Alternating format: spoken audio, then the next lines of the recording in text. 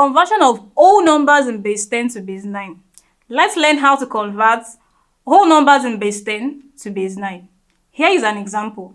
Convert 62 base 10 to base 9. Solution. To do this, we divide repeatedly by 9 until further division is no longer possible. Then we'll take our remainders upwards. So draw a table. We place 62, the number given at this side, then the base we are converting to 9 at the other side, and we'll divide.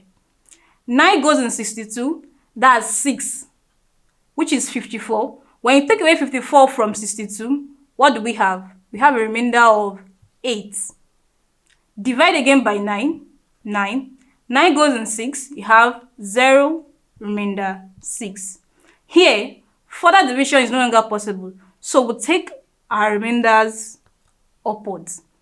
Therefore, 62 base 10 equals 6, 8 base 9. And that's how to convert whole numbers in base 10 to base 9. Thank you.